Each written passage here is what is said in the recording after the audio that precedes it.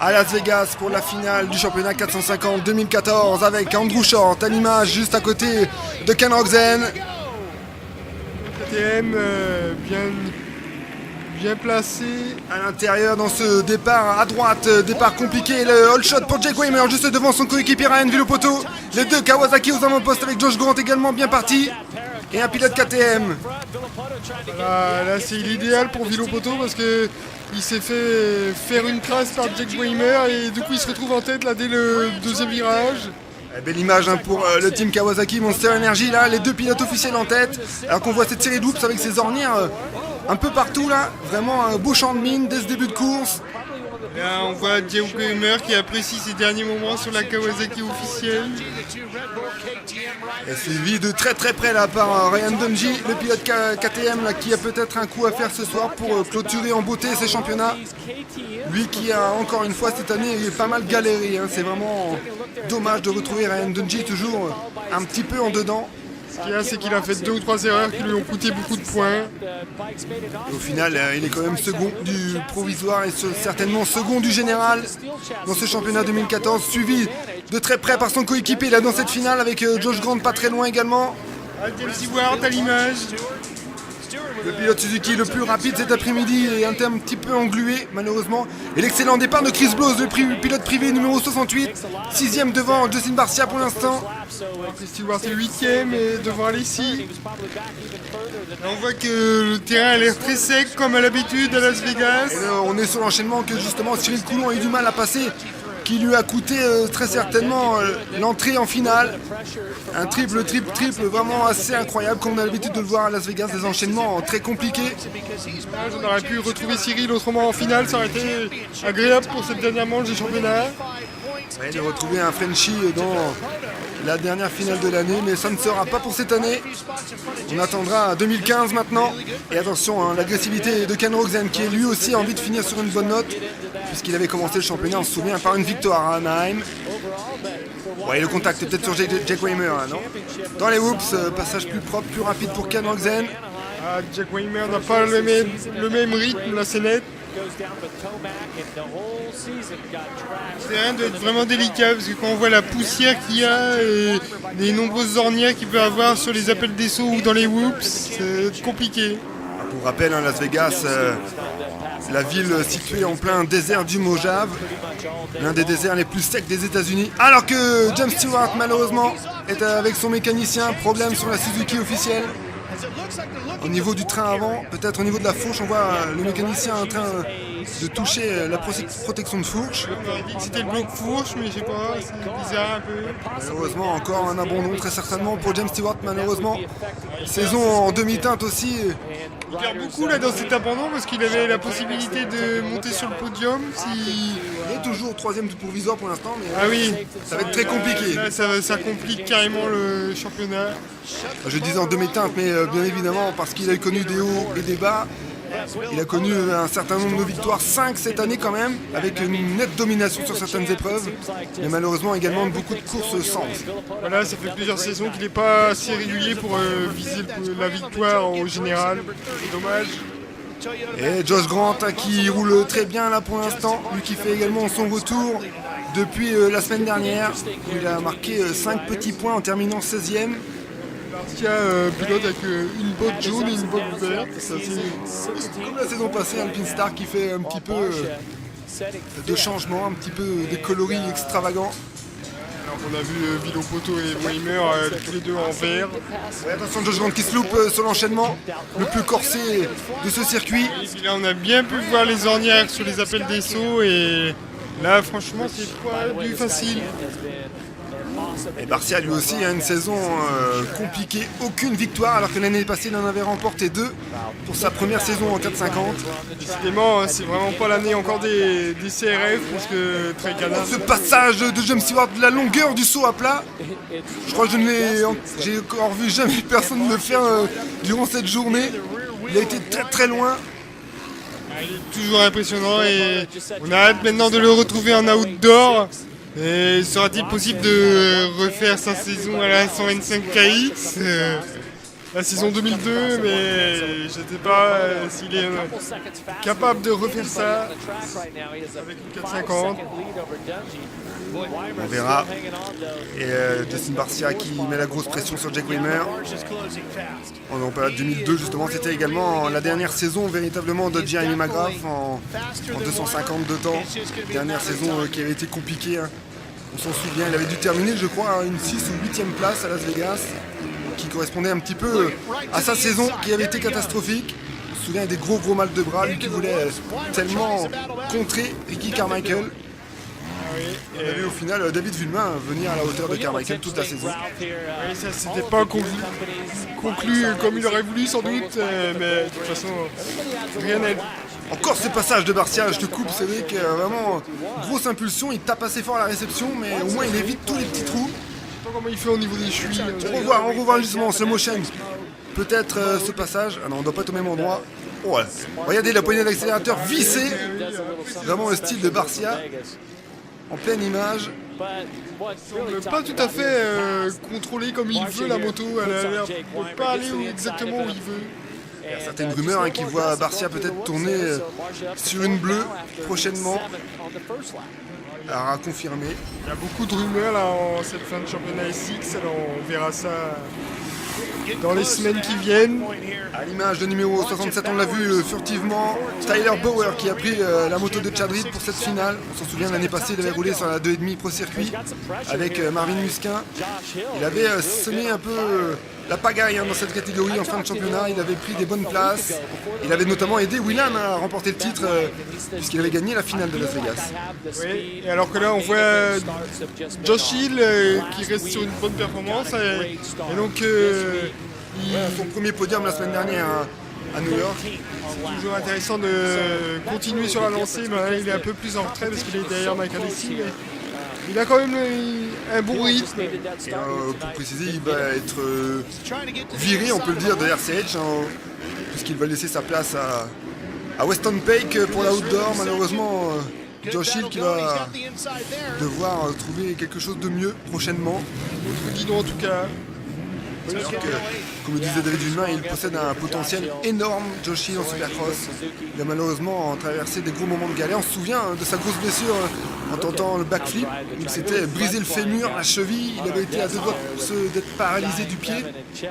C'est à ce moment-là que ça s'est joué. Et donc là, c'est malheureusement un contre-coup de ça, malgré ses bonnes performances en SX, je pense. Et encore on retrouve Ryan Villopoto, 4 fois champion du championnat américain de Supercross 450.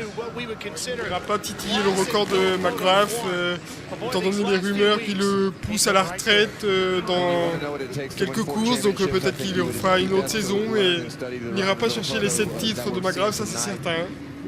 À 26 ans, Ryan Villopoto, 4 fois champion US, vraiment un phénomène, pas extravagant en dehors et sur la piste, mais vraiment un pilote très performant, très efficace sur la piste. À la limite aussi très caché, parce que quand je lui pose des questions, il répond pas franchement.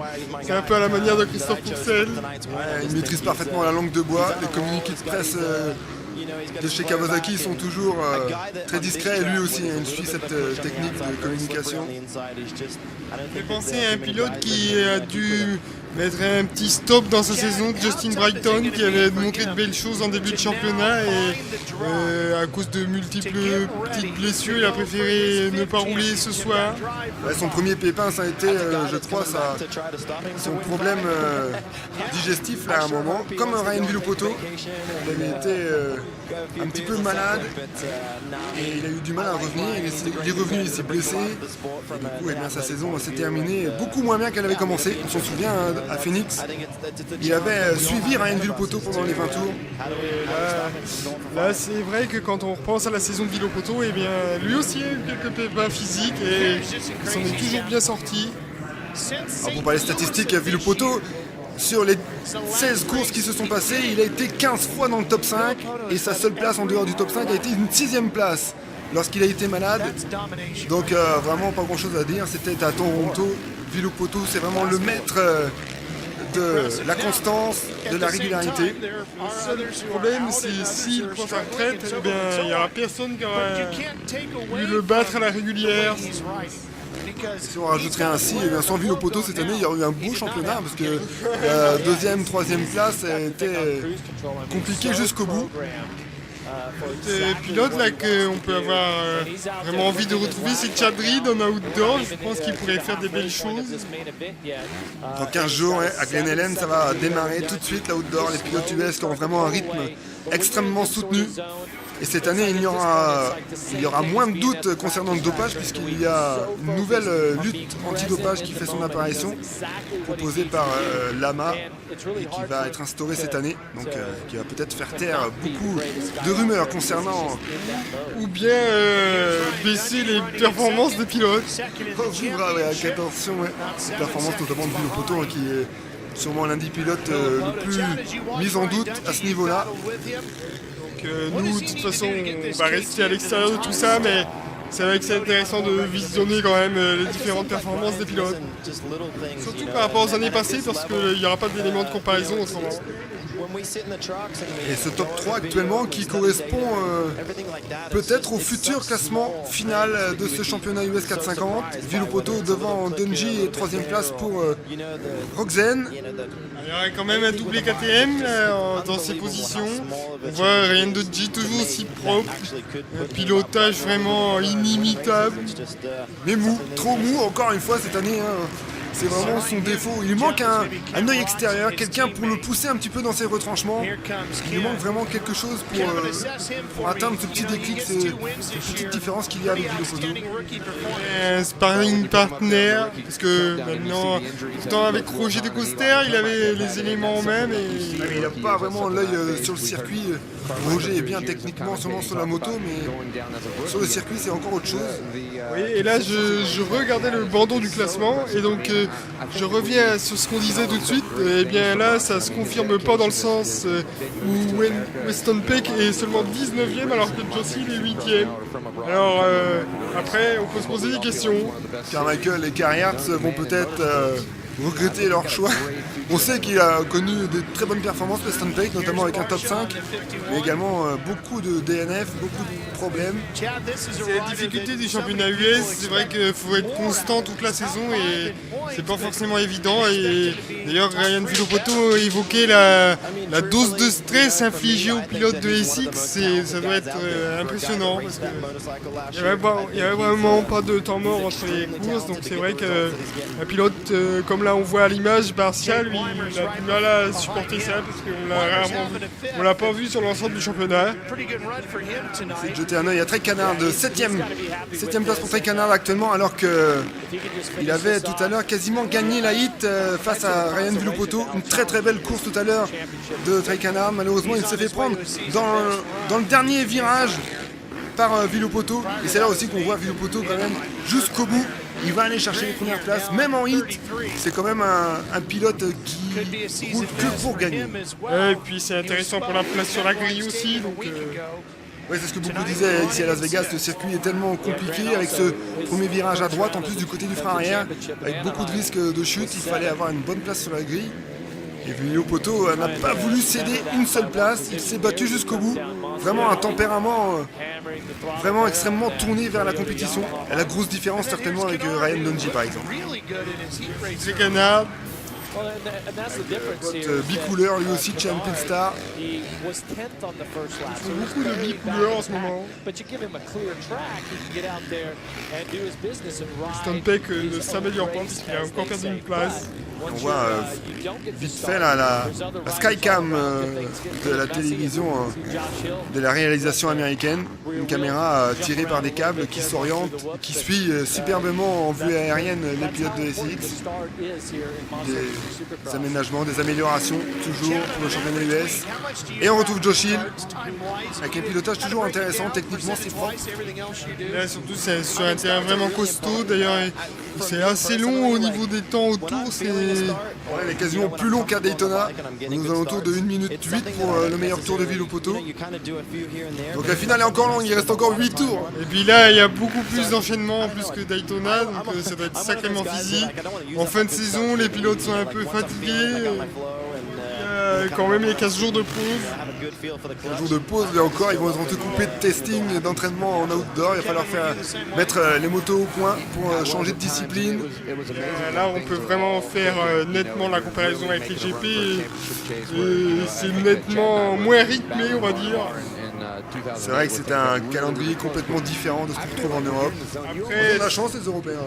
Après, ce qu'il faut intégrer, c'est que les déplacements sont parfois beaucoup plus longs en Europe. Mais là, pour te contredire, ils ont encore plus de décalage horaire, je pense, à gérer aux États-Unis. C'est vrai aussi. Les États-Unis, c'est vraiment étendu. Donc, en outdoor, les déplacements, ouais, c'est quand même grand aussi. Chris Blows qui a fondu, qui était à la 10e place, mais c'est tout de même une bonne performance pour le pilote Honda sur sa CRF toute noire. Et à l'image, Ronnie Stewart, le pilote Suzuki, qui est à la 17e place, juste devant Kai Regal. Tyler Bowers ne va pas rééditer sa performance de l'année dernière, puisqu'il est 21e. Avec ça, on est tranquille. Ouais, c'est vraiment les pilotes qui ont roulé sur la moto de Chad Reed cette année n'ont pas été exceptionnels. Wilson n'a pas été terrible non plus. Il avait fait quelques bonnes performances, mais c'est vrai qu'il s'est facilement écroulé en fin de manche à chaque fois. Stewart est toujours sur le fond du classement. Là. On retrouve également Andrew Shore sur la KTM Météo Sport avec cette tenue qu'on reconnaît facilement de chez Fly, tout comme Trey Canard, avec les meilleurs résultats pour lui, 4e cette année. Il a réussi à s'arracher malgré qu'il n'avait pas un team vraiment au top. Peut-être à Détroit pour la 11e épreuve, 4e, avec notamment toujours une très très grande régularité pour ce pilote qui va terminer très certainement à la 6e place du provisoire quand même pour ce pilote privé. Il faut rappeler qu'il a, je crois, une 350 lui d'ailleurs. 4,50 maintenant. C'était Desco qui avait la 350. Voilà, c'était Desco qui disait que pour son gabarit ça lui correspondait mieux. Et en douchant, on se souvient qu'il avait galéré pas mal avec cette cylindrée. Et on retrouve un bon pilote également, Kyle Sidham, qui avait été King of Bercy, on s'en souvient, il y a quelques années. S'il va se prendre un tour par Villopoto, à mon avis, ça va être un TGV qui va dépasser une locomotive. Et Villopoto qui déroule vraiment en toute tranquillité cette finale pour lui. Pourtant sur une texture de terre qui n'est pas à son avantage, on sait qu'il n'aime pas trop les pistes béton comme ça, avec pas beaucoup d'appui. Je ne sais pas combien de tours il a fait en tête, mais ça doit être assez hallucinant. Il a peut-être remporté sa 7e victoire de l'année. On voit les projections importantes ici à Las Vegas, avec beaucoup de vitesse dans cette ligne droite. Alors on revoit le départ. Le passage de la course, c'est vite fait, c'est le départ. Les deux Kawa qui sortent devant. Ça sert à rien la course, on a dû faire que la ligne droite.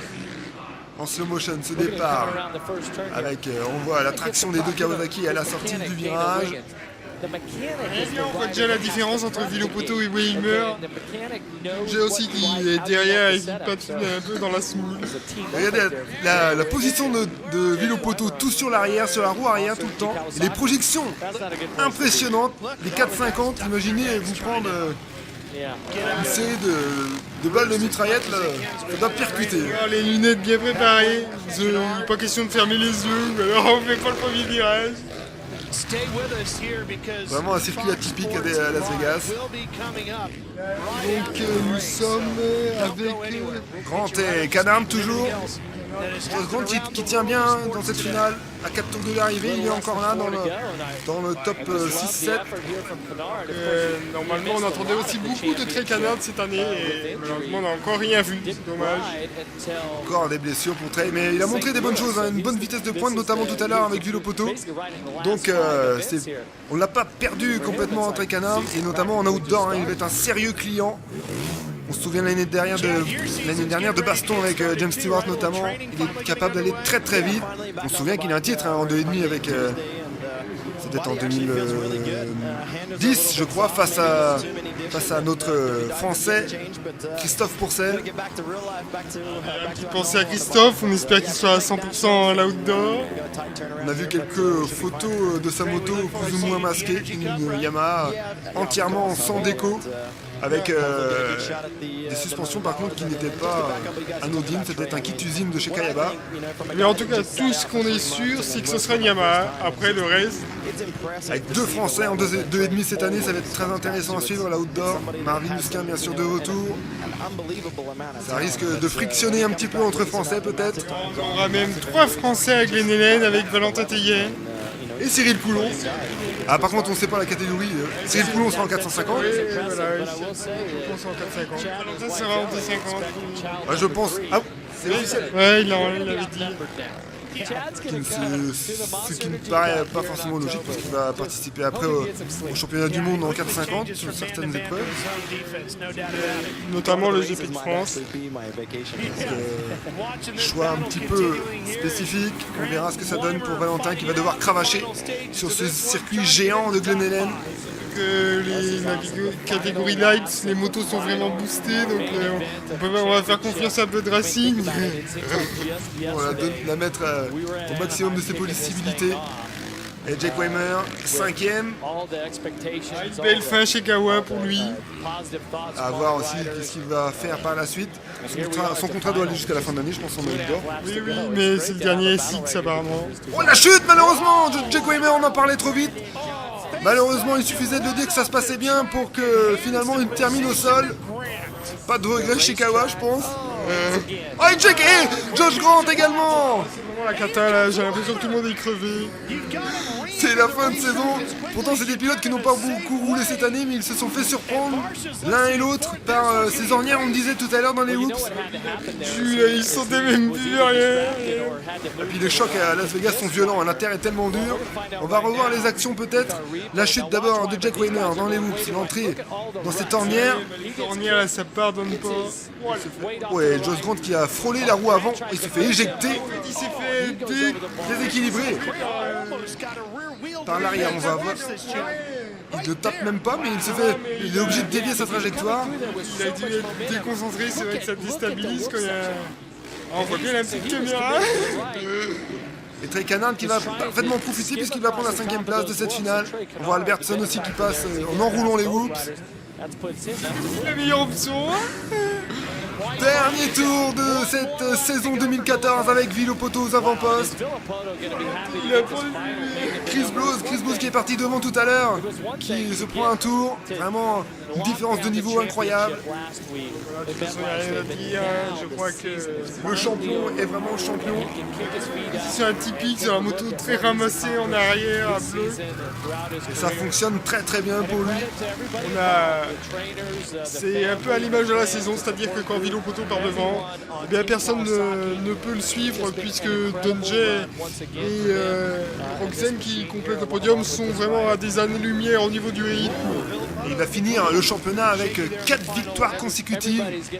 Absolument incroyable, il a fait une fin de saison tonitruante face à des adversaires qui eux ont connu pas mal de pépins sur la fin, notamment les passages à vide de Ken Roczen, les soucis de Ryan Dungey aussi et James Stewart. Ken Roczen est tout de même à féliciter, première année en 450, troisième, c'est quand même une performance qu'on pourra garder dans les mémoires. Dernier virage, dernière série de whoops pour Ryan Villopoto cette année en Supercross, et l'arrivée, la victoire de Ryan Villopoto, 7ème victoire cette année. Pour le champion en titre, absolument incroyable, mais toujours aucun signe de joie à l'arrivée comme d'habitude. On a l'impression qu'il est même déçu.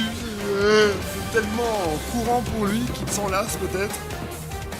On ose imaginer pourtant la dose de travail qu'il faut accumuler pour arriver à ce niveau-là. Et voilà comment se termine cette saison 2014. Ça a été un honneur de suivre cette saison encore une fois. Beaucoup de plaisir de commenter ce genre de course. Et on se donne très rapidement rendez-vous sur MX Bretagne pour suivre d'autres événements en direct ou pas sur les circuits. On suivra ça avec attention, notamment le Bretagne et le France, le Supercross qui va arriver bientôt en France, l'Outdoor US bien sûr. Voilà, allez, à bientôt. À plus.